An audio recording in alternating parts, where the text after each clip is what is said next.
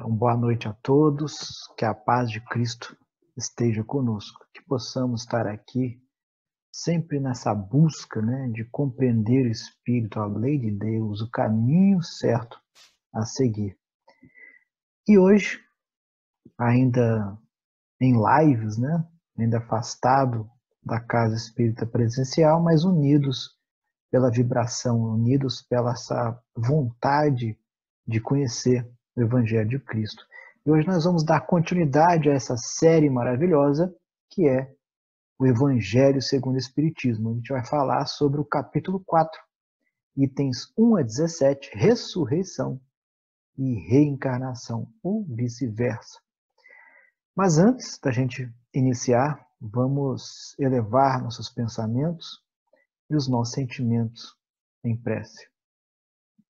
Vamos pedir a Deus sempre, Deus, nosso Pai de infinito amor e misericórdia, a companhia dos nossos amigos espirituais, nos intuindo e nos amparando, e que através desses estudos nós possamos compreender melhor essa lei maior, essa lei de Deus, que é a lei do amor.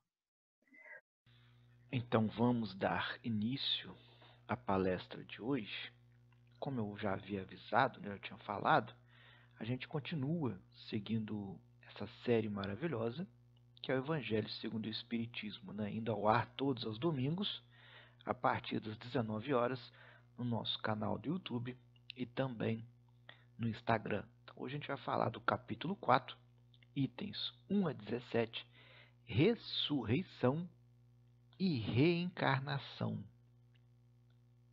Mas antes da gente começar a falar, vou passar aqui um trechinho daquela série maravilhosa, a Bíblia, para a gente poder discutir um capítulo do Evangelho de João.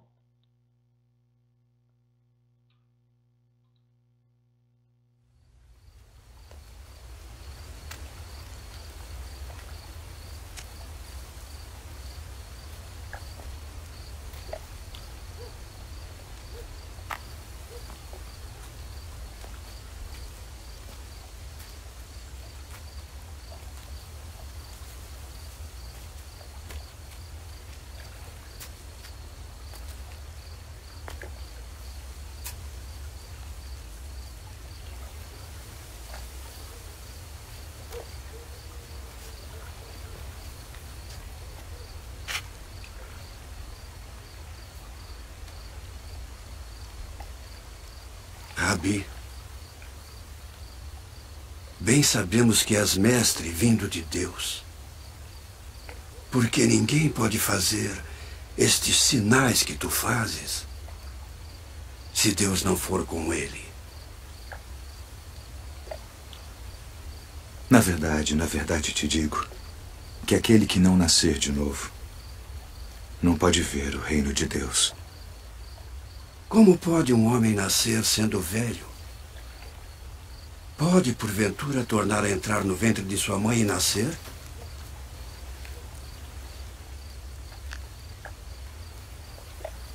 Na verdade te digo que aquele que não nascer da água e do Espírito não pode entrar no reino de Deus. O que é nascido da carne é carne. E o que é nascido do Espírito é Espírito. Não te maravilhes de te ter dito: necessário vos é nascer de novo.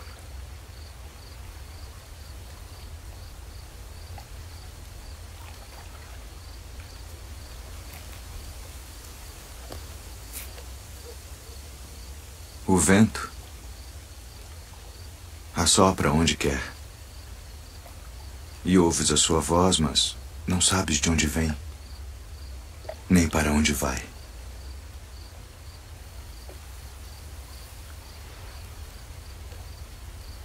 Assim é todo aquele que é nascido do Espírito. Como pode ser isso? Tu és mestre de Israel e não sabes isto. Na verdade te digo que nós dizemos o que sabemos e testificamos o que vimos, e não aceitais o nosso testemunho. Se vos falei de coisas terrestres, e não crestes, como crereis se vos falar das celestiais?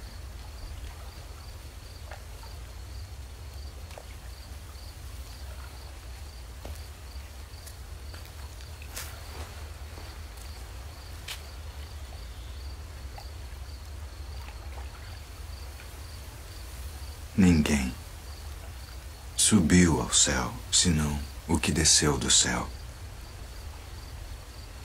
O Filho do Homem, que está no céu. E como Moisés levantou a serpente no deserto, assim importa que o Filho do Homem seja levantado, para que todo aquele que nele crê não pereça, mas tenha a vida eterna. Porque Deus amou o mundo de tal maneira que deu seu Filho unigênito, para que todo aquele que nele crê não pereça, mas tenha a vida eterna. Porque Deus enviou seu Filho ao mundo não para que condenasse o mundo, mas para que o mundo fosse salvo por ele. Quem crê nele não é condenado, mas quem não crê já está condenado, porquanto não crê no nome do unigênito Filho de Deus. E a condenação é esta: que a luz veio ao mundo e os homens amaram mais as trevas do que a luz, porque suas obras eram más. Porque todo aquele que faz o mal odeia a luz e não vem para a luz, para que as suas obras não sejam reprovadas. Mas quem pratica a verdade vem para a luz, a fim de que as suas obras sejam manifestas, porque são feitas em Deus.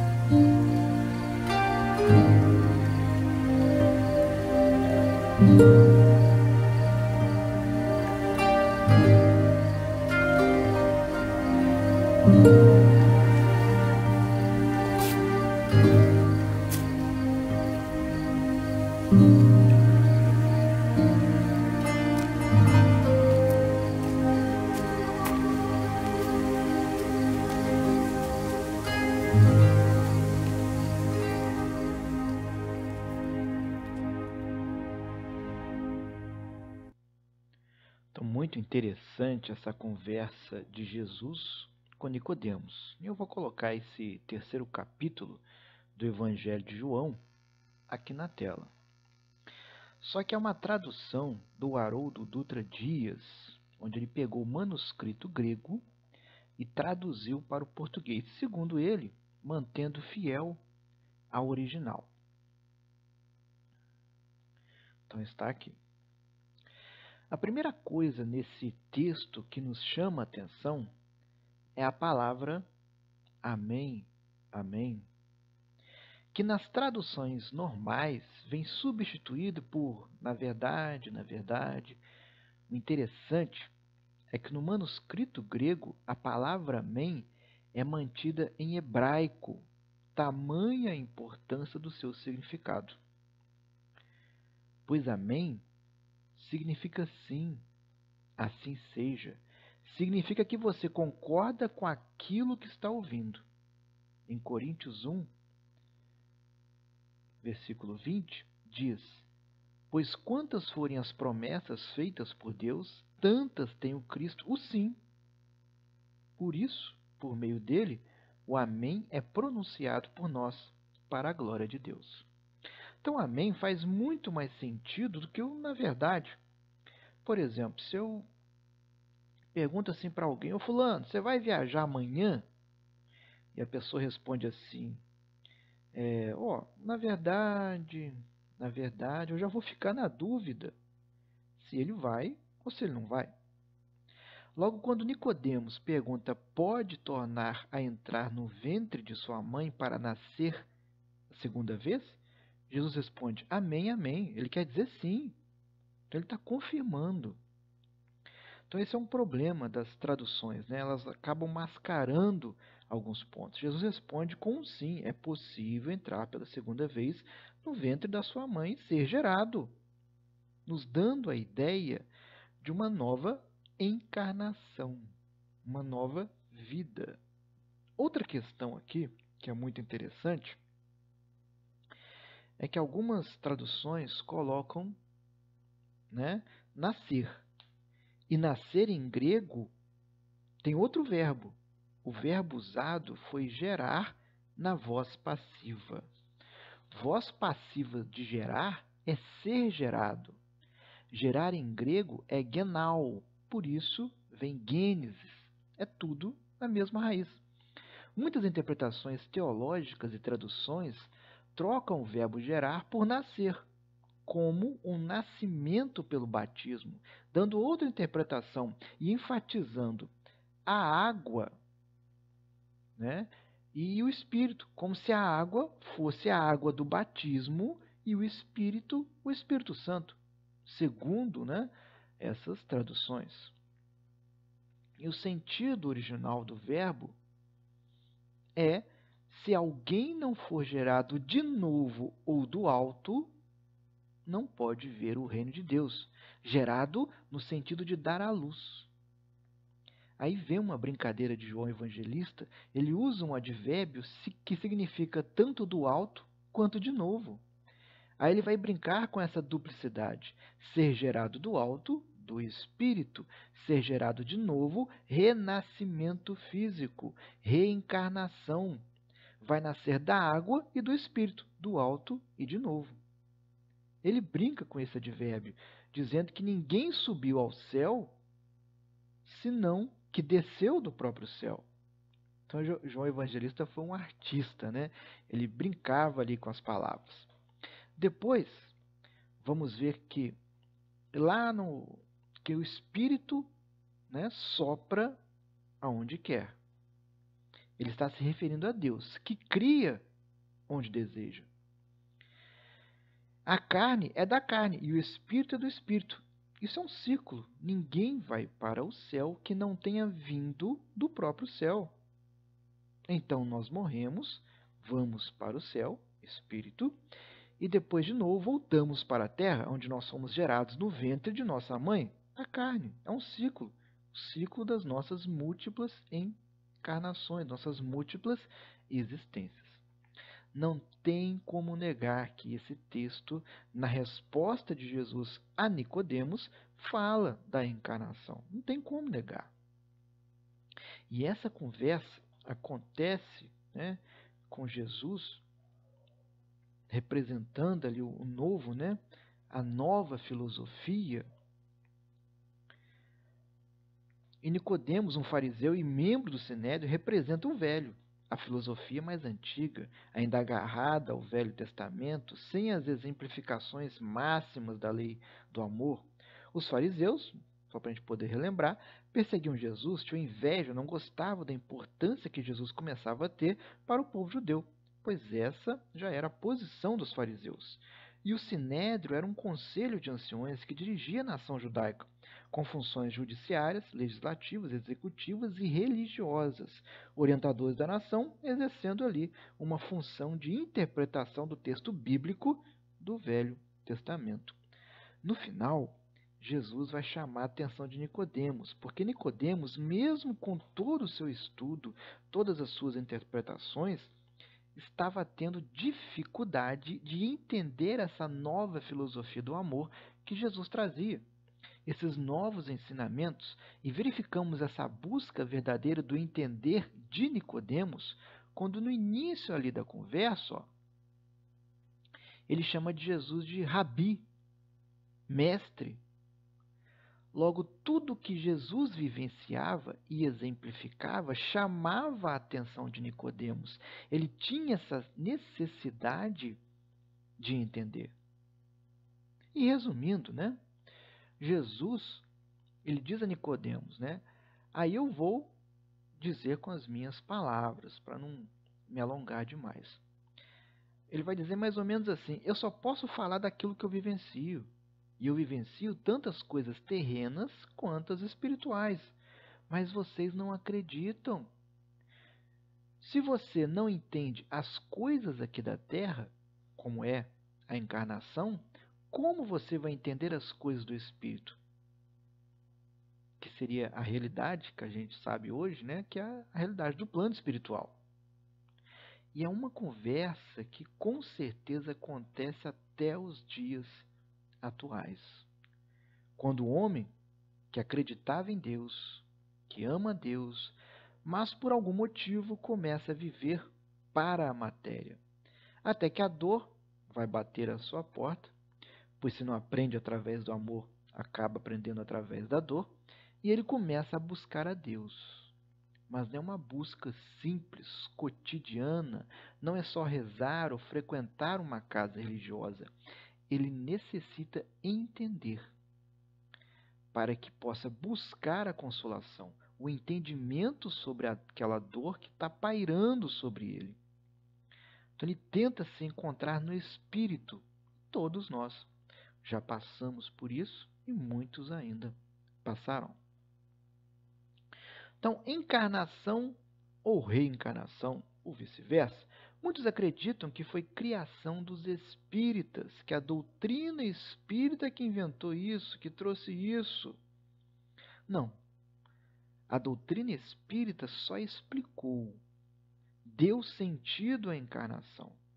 Vamos ver agora quais religiões, ou quais filosofias, ou quais doutrinas já acreditavam em encarnação. Mas é claro, muita atenção a isso, que elas acreditavam e acreditam, algumas acreditam até hoje, da sua maneira, do seu ponto de vista. Vamos começar lá com o hinduísmo, os antigos Vedas, cerca de 8.000 anos antes de Cristo. Então, falando sobre suas próprias encarnações anteriores, os Brahmanes, que é uma casta, faziam com que sua autoridade, deixa eu só pegar aqui, sua autoridade fosse antiquíssima aos olhos do povo. Eles passaram a pregar que, de reencarnação em reencarnação, haviam chegado à posição em que se encontravam, e o povo acreditava e mantinha profundo respeito por eles. Então, olha só, 8.000 anos antes de Cristo.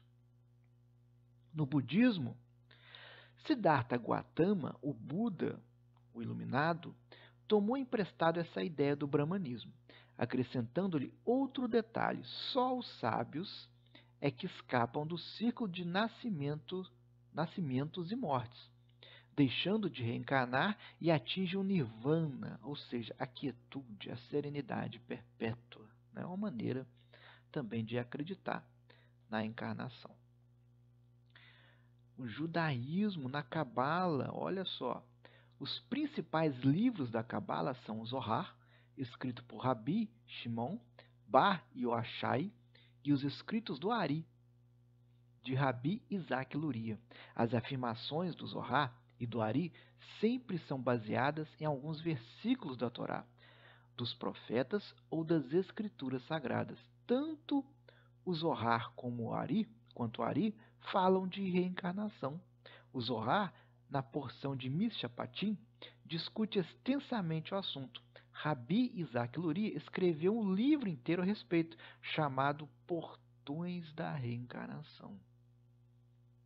Então a gente começa a entender que não é coisa do espírito, não é coisa de Kardec, não é coisa, né, da doutrina espírita.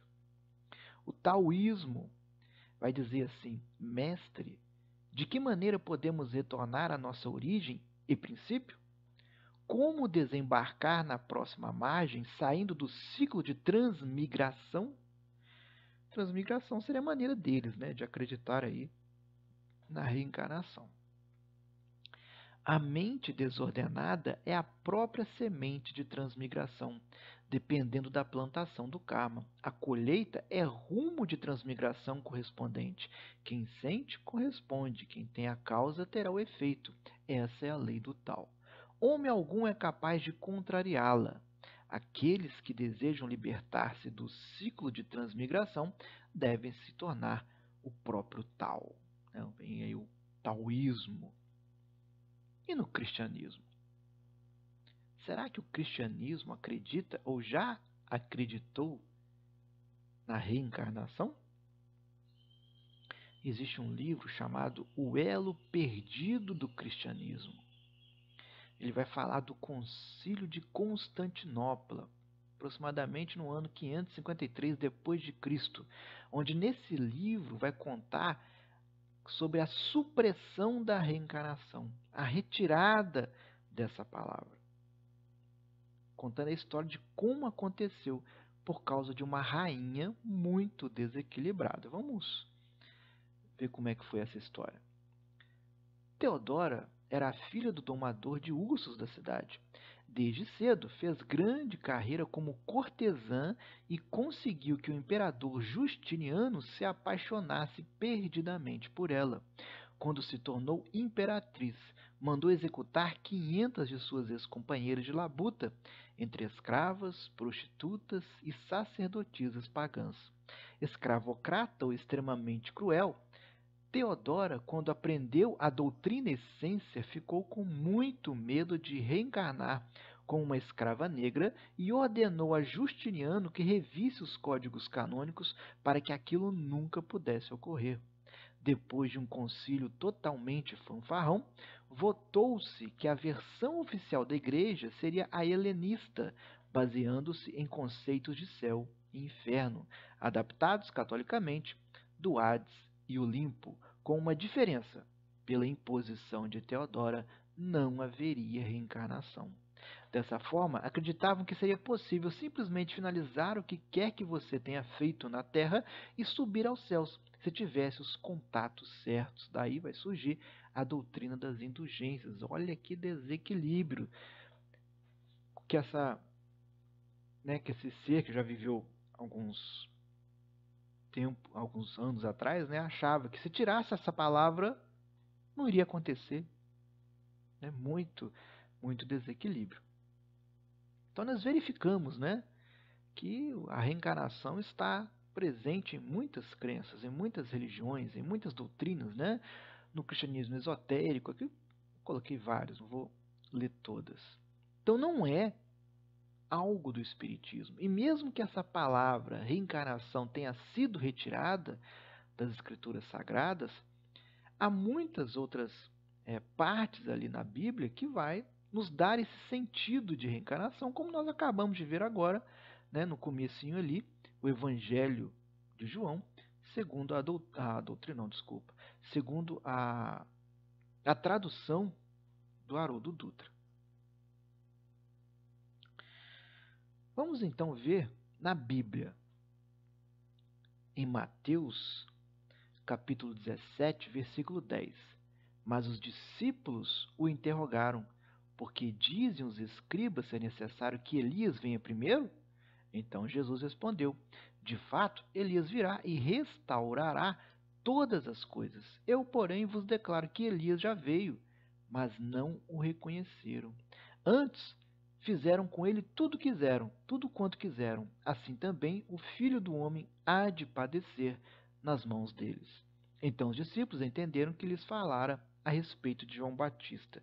Então, naquela época, eles acreditavam que os profetas podiam morrer e renascer em épocas diferentes e em corpos diferentes. E isso é reencarnação. Em João, capítulo 9, versículo de 1 a 3, a cura do cego de nascença. Caminhando Jesus, viu um homem cego de nascença, e os seus discípulos perguntaram: Mestre, quem pecou, ele ou seus pais, para que ele nascesse cego? Respondeu Jesus: nem ele nem seus pais pecaram, mas foi para que se manifestem nele as obras de Deus.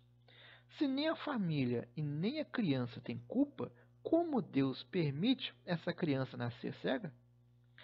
Vemos aqui então que a única explicação é essa criança estar passando por uma expiação de algum erro que cometeu em encarnações passadas ou de seus pais. Na Gênese, no Pentateuco kardeciano, Allan Kardec assim se expressa sobre a reencarnação em seu livro A Gênese. A reencarnação é uma das mais importantes leis reveladas pelo Espiritismo. Logo, a doutrina espírita veio dar significado, veio dar lógica à encarnação. No Evangelho segundo o Espiritismo, Kardec afirma que a reencarnação é a volta da alma à vida corpórea, mas em um outro corpo especialmente formado para ela e que nada tem de comum com o antigo. Então, já dando um significado, já explicando sobre as encarnações. Negar a reencarnação é anular o Espiritismo. Carlo Embassari, em seu livro O Mundo Espírita. A importância da reencarnação é capital. Sem essa doutrina, o Espiritismo perderia toda a sua base filosófica. Sem a reencarnação, estaríamos diante de um completo vazio. Toda a doutrina espírita, segundo Carlos Embassari, é baseada nessas múltiplas existências. Uma só vida é muito pouco para explicar a própria vida. Vamos ver agora alguns livros de André Luiz, o que ele fala sobre reencarnação. Lá no livro Missionários da Luz, temos necessidade da luta que corrige, renova, restaura e aperfeiçoa. A reencarnação é um meio, a educação divina é o fim.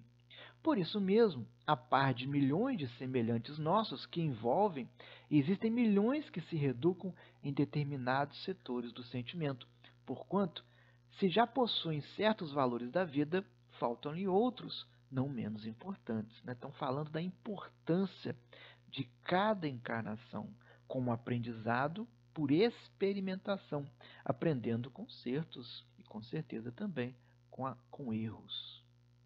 No livro Obreiros da Vida Eterna, os que se preparam ante os voos maiores da eternidade trazem os olhos voltados para a esfera superior, na contemplação do ilimitado porvir, e os que se esforçam por merecer a bênção da reencarnação na crosta terrestre fixam as suas aspirações mais fortes no soberano propósito de redenção, organizando-se perante o futuro, ousados nas solicitações de trabalho e arrojados no bom ânimo. Olha aqui que o André Luiz fala. Os que se esforçam por merecer a bênção da reencarnação na crosta terrestre, ou seja, tem muito espírito precisando encarnar. A gente pode dizer assim, de uma maneira mais popular, que a fila está grande, mas tem que se esforçar para poder merecer essa bênção, para poder merecer um lugar nessa fila. Em Evolução em Dois Mundos, a reencarnação multiplica as experiências, somando-as pouco a pouco. Então, cada uma das nossas várias e várias existências vão construindo o nosso caráter, vão construindo a nossa personalidade. É evolução. Isso é muito lógico, isso é muito maravilhoso a gente entender sobre isso. Eu vou colocar um vídeo aqui apenas ilustrativo, para a gente poder abrir uma outra discussão. 2、3、8。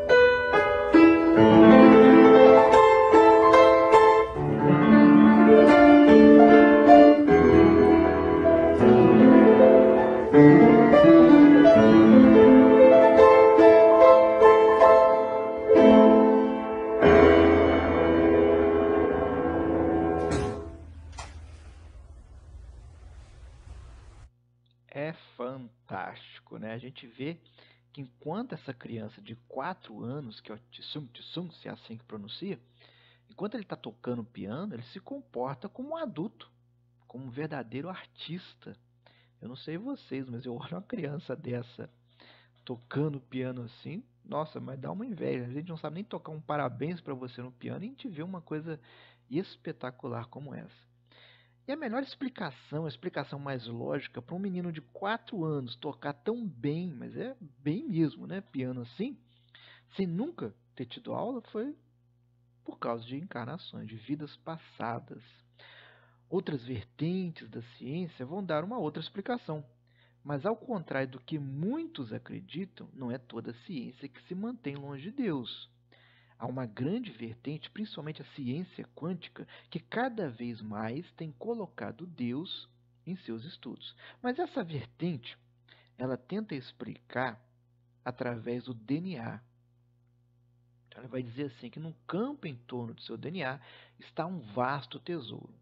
Lá estão codificações de experiências passadas, votos e acordos e a genética transmitida de seus antepassados. Então ela vai dizer que existem essas regiões do DNA que ainda são um mistério, e são um mistério mesmo, que tem informações que ainda não conseguimos codificar, e que algumas dessas regiões, algumas dessas informações vão trazer informações de antigos parentes, antepassados, explicando dons, preferências, impulsos. Tem uma certa lógica. Porém, na maioria desses casos, como também é dessa criança de 4 anos, quando vão fazer o estudo, vão abrir a árvore genealógica dessa criança, na maioria das vezes não vão encontrar um grande músico. E nesse caso, para uma criança que toca dessa maneira, teria que ser um maestro fantástico, né? Uma pessoa que tocasse muito bem aquele instrumento. Lá do Livro dos Espíritos, vamos tentar resumir, fazer um resumo muito rápido sobre a reencarnação. E para isso eu construí aqui uma maneira, né, para a gente poder entender isso. Deus nos fez simples e ignorantes. E simples sem complexidade. E ignorantes no sentido de ignorar o nosso potencial para o bem e as verdades do Espírito. No sentido que dentro de cada alma temos todas as sementes em estados latentes, que com o tempo serão desenvolvidas. Deus nos deu o livre-arbítrio, uma liberdade de agir de acordo com o meio e a época em que vivemos. O ser age dentro da responsabilidade do próprio raciocínio, porque o espírito é o ser pensante, o ser que possui a inteligência.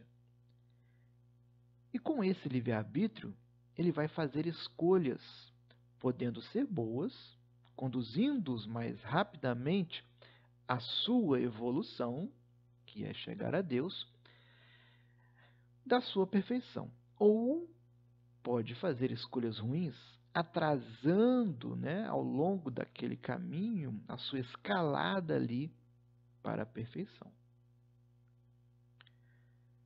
Mas por que Deus, então, não nos faz perfeitos?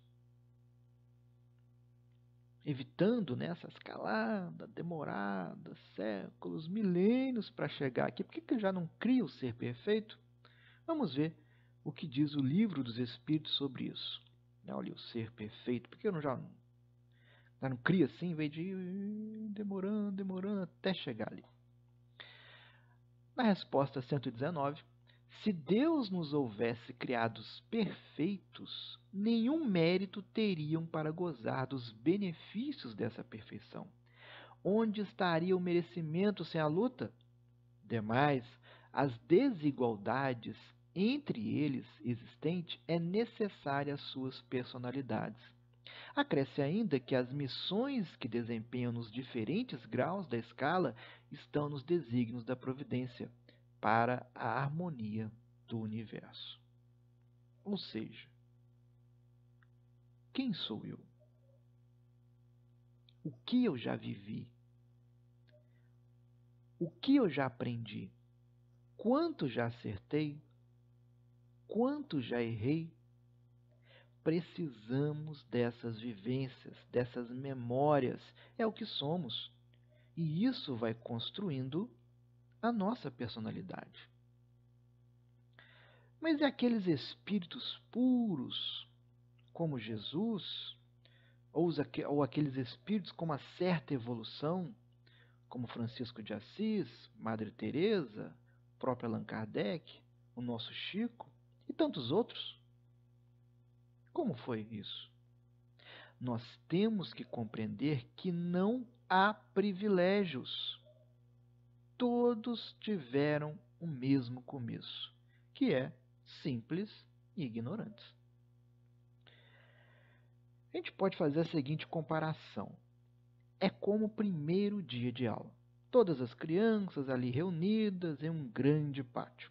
Crianças e adolescentes reunidos de todas as idades, e cada um é chamado à sua sala, de acordo com o seu conhecimento, de acordo com o seu nível, de acordo com a sua evolução. E às vezes vamos encontrar em uma sala uma criança mais miudinha, menorzinha, que parece até estar ali na sala errada, tão novinha que aparenta ser. É aquele espírito que resistiu mais às tentações e evoluiu mais rapidamente. Mas também vamos encontrar em uma outra sala uma criança mais velha, maior, que parece estar na sala errada, que deveria estar em uma série ali mais adiantada, aquele grandão, ou aquela grandona. É o repetente. É o espírito que não resistiu às tentações. Está estacionário na sua evolução. Entre a base ali do simples e ignorante, até alcançarmos a perfeição, é um longo caminho. O espírito, para ser perfeito, ele precisa desenvolver o que a gente chama de duas asas. A asa da intelectualidade e a asa da moralidade, a asa da moral. E desenvolver essas duas asas em total equilíbrio. E quando nós conseguirmos fazer isso, nós chegaremos à evolução, Nós chegaremos aqui na base. Vamos analisar essas duas asas.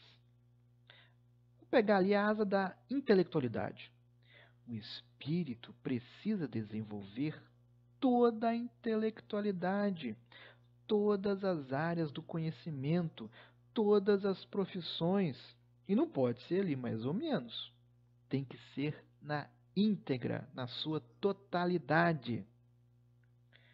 Na asa da moral, o espírito tem que desenvolver todas as virtudes. Aí a gente olha para aqui, tanto para esse lado quanto para o outro lado, com exemplo de algumas virtudes e de algumas áreas do conhecimento, da intelectualidade, que não tem todas, porque não cabe, Tanto no slide aqui não cabe.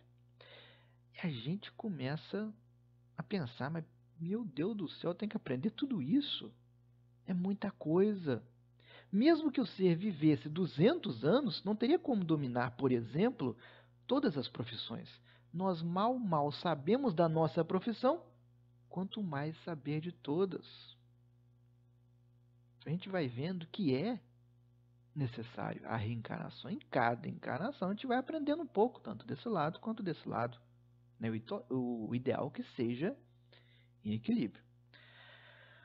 Só para nós entendermos e analisarmos o quanto estamos preparados ou não, vou propor aqui um exercício para que possamos ter uma ideia, com uma certeza assim meio vaga, do quanto ainda temos que melhorar a cada encarnação. Vou tentar, e repito, tentar quantizar a parte da asa da moral. Vou dar alguns exemplos de dados quantizados, tá? Coisas que eu inventei, não é de ninguém, pelo amor de Deus, coisas que eu inventei da minha cabeça. Está ali. É como se em cada encarnação nós vamos melhorando ou mantendo constante alguns % dentro de cada virtude. E que, com certeza, não são todas ao mesmo tempo. Ainda não temos evolução para isso. Onde, por exemplo, ali na paciência, que tem 1% só, a gente passa por uma encarnação, é bem sucedido na missão e melhora ali, não sei, vai para uns 3%, vai para 5%, vai para 10%, ou mantém. É importante a gente entender isso. Quando não cumprimos a missão, aquilo é mantido, porque nada pode retroagir. Eu não posso sair do 0,1% para 0%. Isso aqui já foi conquistado. Nós mantemos essa porcentagem. E aqui eu proponho esse exercício a todos nós. Vamos olhar para essas virtudes, algumas, né? E refletir. Será quantos % eu tenho? Quantos % eu já conquistei?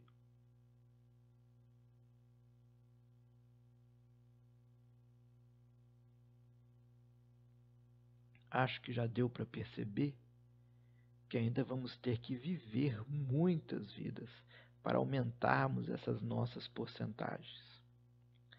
Vou mostrar aqui agora um esquema resumido e bem pontual no que se refere ao que normalmente acontece, para que a gente possa compreender sobre os ciclos das nossas várias encarnações e sobre o tempo, que eu não vou arriscar a quantizar em valores reais. Então vamos a esse esquema aqui. Então nós vamos nos encarnar. Então está ali nós, um espírito, formando grupos de espíritos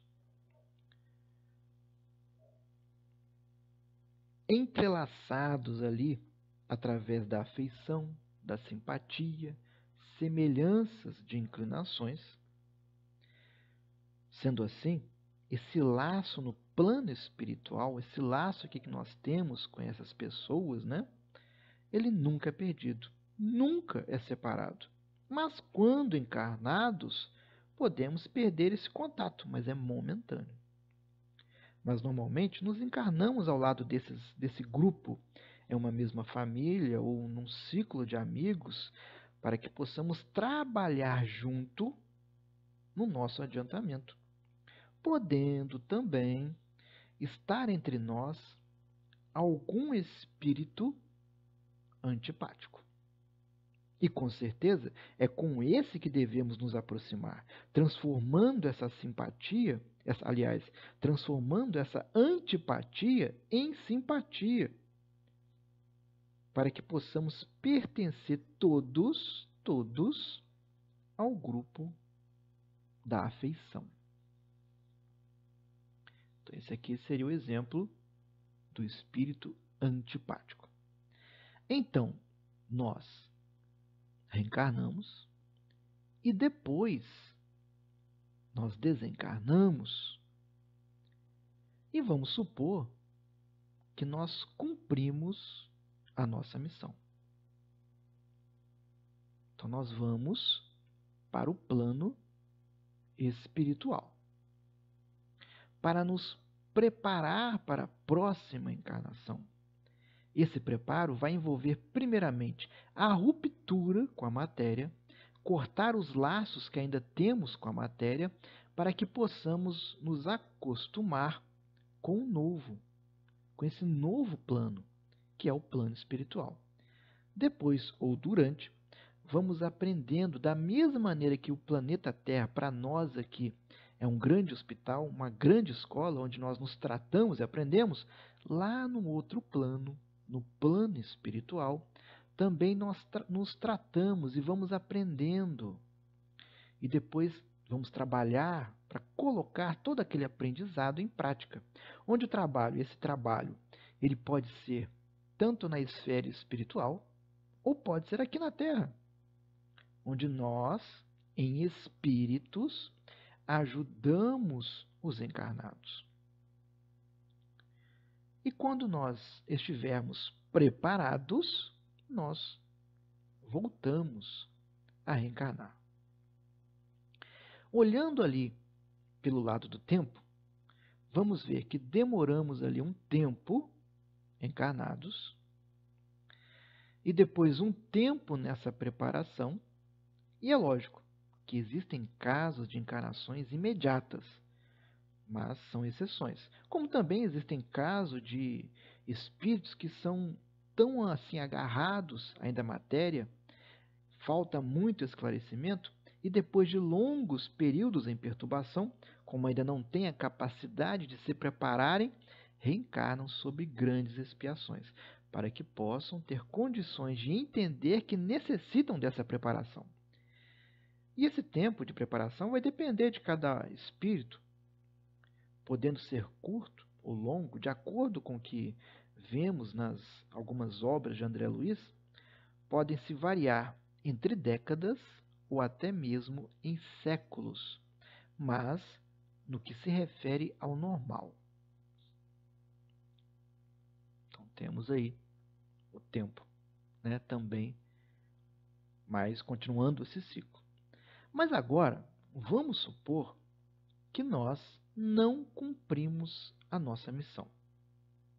Vamos ter que nos preparar da mesma maneira e logo depois continuar o ciclo. Nós vamos ter o tempo encarnado, só que agora o tempo de preparo desse aqui, se comparado ao lá de cima, com certeza vai ser um tempo maior.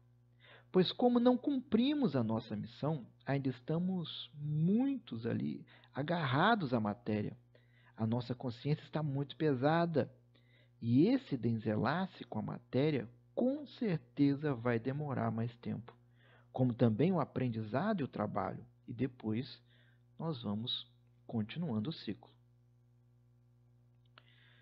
E não podemos esquecer, como já citamos ali nos livros de André Luiz, que tem muito espírito precisando reencarnar.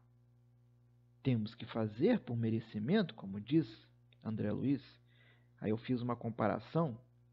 A fila está grande? Será que vai ter vaga? E esse ciclo, ele continua. É o famoso ciclo da vida.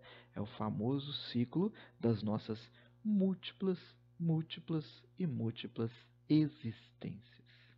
Acho que agora deu para compreender que isso tudo pode levar muito tempo, pode levar milênios.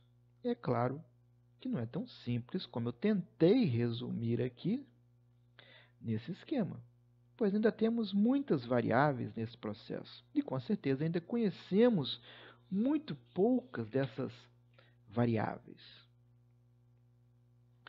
Acho que agora deu para compreender que para alcançar esse equilíbrio, ou seja, dominar 100% da intelectualidade, dominar 100% da moralidade, para que nós possamos chegar ali à perfeição, nós compreendemos que isso pode demorar.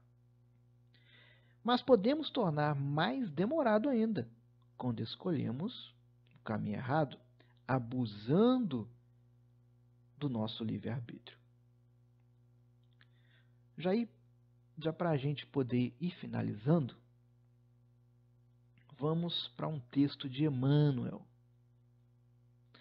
do livro Caminho, Verdade e Vida, na parte 111, Orientadores do Mundo. Eu resumi aqui para não ficar muito grande o texto. É muito comum nos círculos religiosos, notadamente nos arraiais espiritistas, o aparecimento de orientadores do mundo, reclamando provas da existência da alma. Tempo virá em que semelhantes inquirições serão consideradas pueris, porque afinal esses mentores da política, da educação, da ciência estão perguntando, no fundo, se eles próprios existem.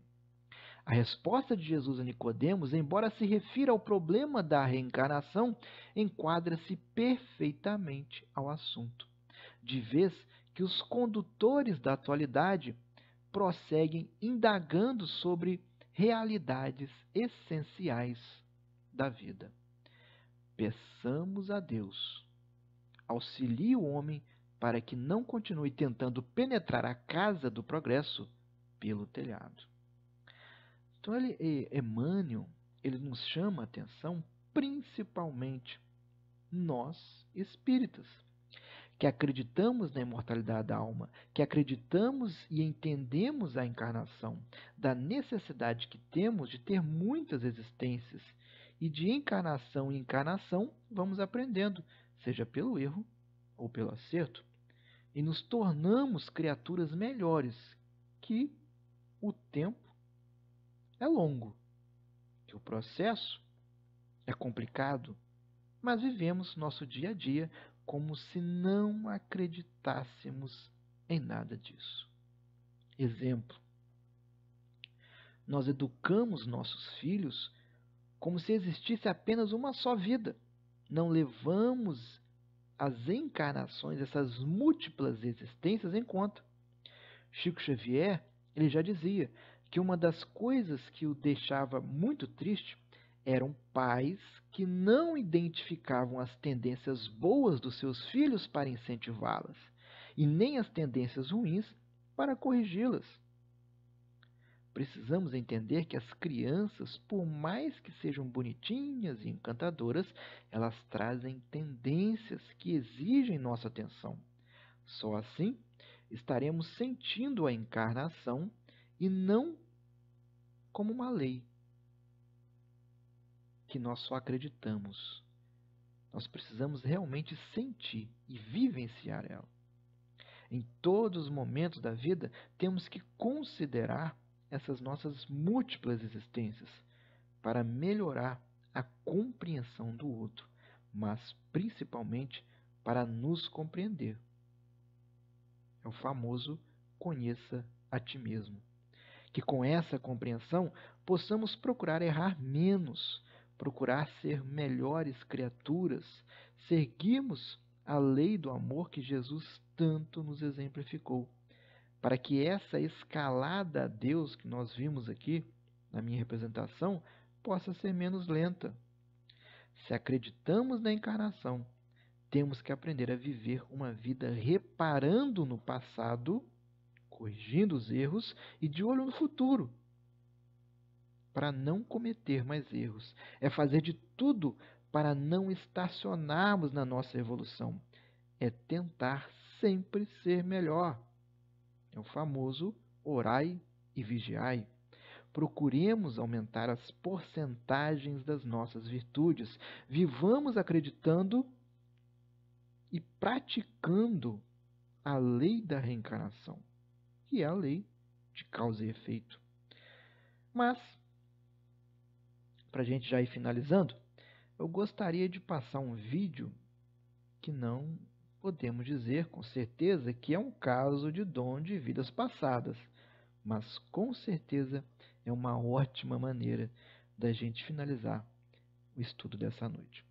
Agradeço a atenção de todos e daqui a pouco a gente vai para a finalização.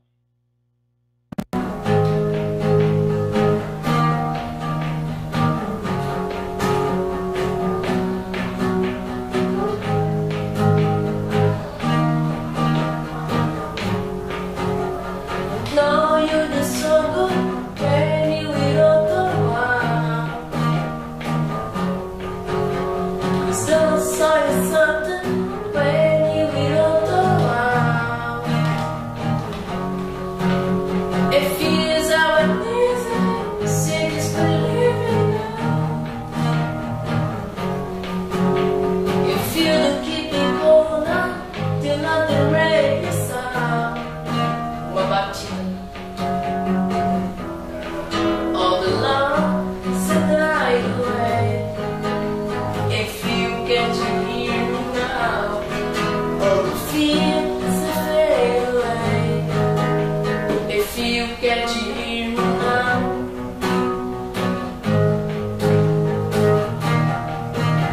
if you get to hear me now.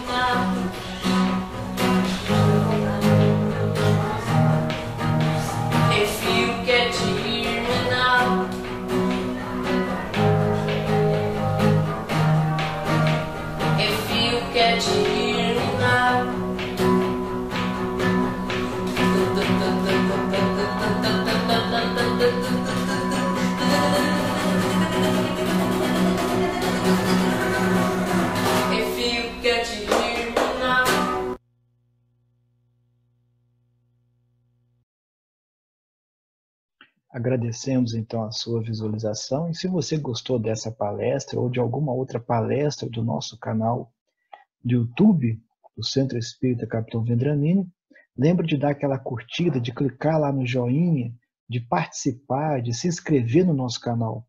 E se você conhece uma pessoa que está passando por um momento e assistiu uma palestra e sabe que essa palestra vai ajudar essa pessoa, compartilhe com ela. Vamos levar o Evangelho do Cristo às pessoas que estão em casa, né? Tentando se resguardar desse momento complicado que a gente está vivenciando. Vamos então agradecer a Deus porque nós estamos aqui, que Ele nos permitiu encarnar neste planeta para tentar resgatar essas nossas dívidas, que com certeza são muitas, que possamos fazer as escolhas certas e evoluir sempre. Que Deus abençoe, hoje e sempre, que assim seja. Paz em Cristo.